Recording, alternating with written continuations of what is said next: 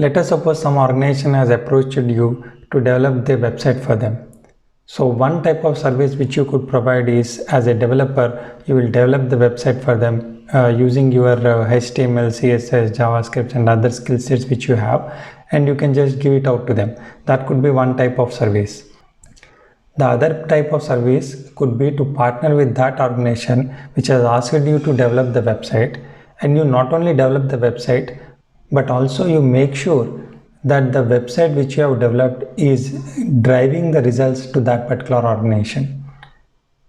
So if you want to develop a website which can deliver the results to the organization for which you have developed the website, then understanding these concepts is must.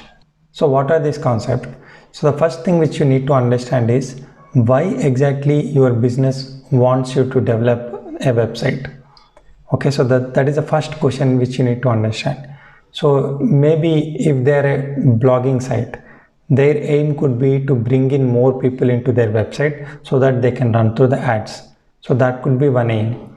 Or else you may be building a e-commerce kind of application where the business will be selling their products, right? So that could be one. In that case, the aim of that website is to sell more and more products, right? So what is the aim with which the business is asking you to develop the website? So that is the first thing you must understand.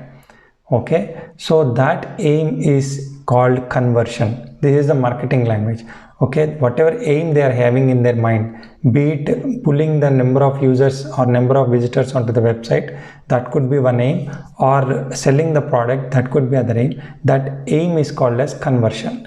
Okay, so now let's try to understand this marketing funnel.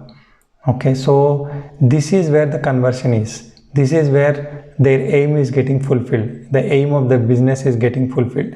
But just because you have started the website, it doesn't mean that this aim is fulfilled, right?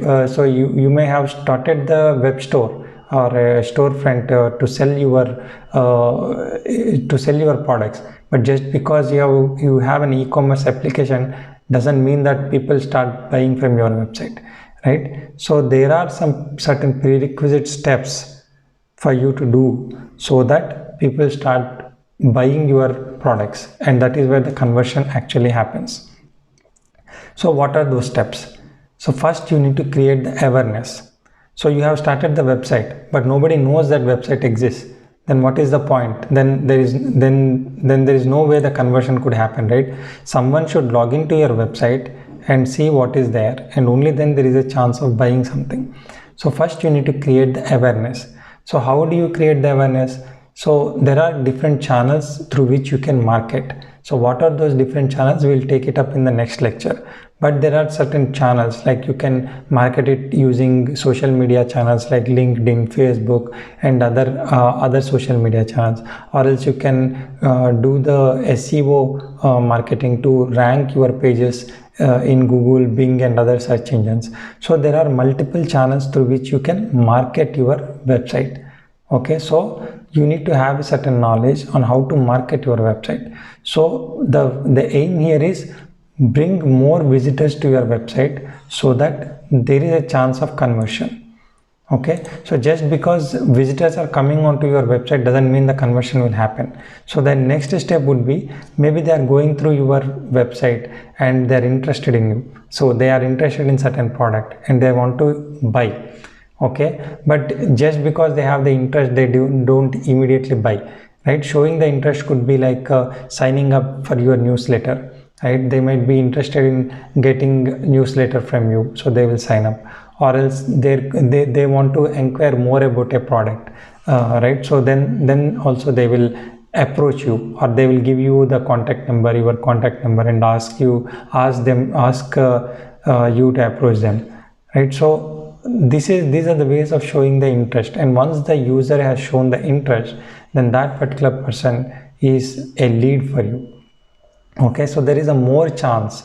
So in the awareness stage, people are coming, but you don't know who are coming and visiting your website. You don't know their credentials, you don't know their phone number, nothing you know about them, right? So they are just visiting your website and that's it.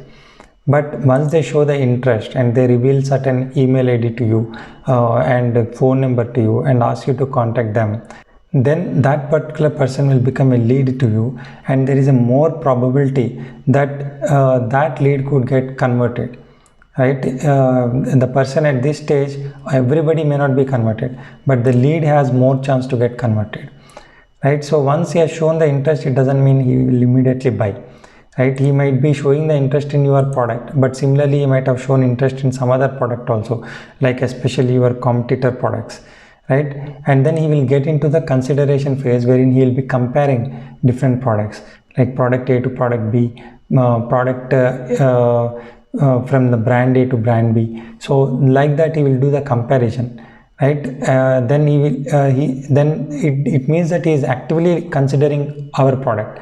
At this stage he has just shown the interest, but once he moves to the consideration phase, he is actually considering. Maybe he has shown the interest in 5 products of the 5 brands, right?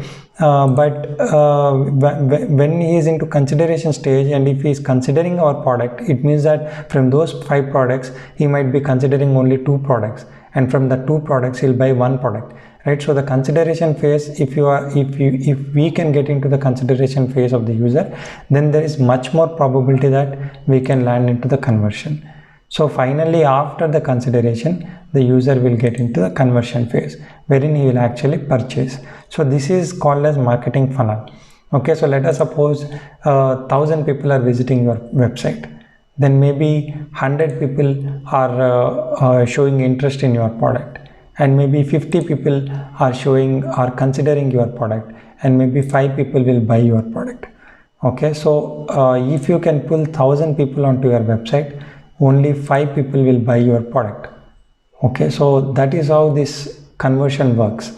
Okay, so if you want to create a website which can deliver the results for your business, then you may also want to help your business to create the content in such a way that they will be able to create the awareness to their users about their brand, and you will have to drive that awareness to the interest. How do you drive it? And then that interest should get converted into the conversion. How do you convert that interest into the consideration? And then that consideration has to go finally into conversion. So how should you design a website to achieve all these phases, to push the user from awareness phase to the conversion phase? So that is what you need to understand to help the business to achieve their results.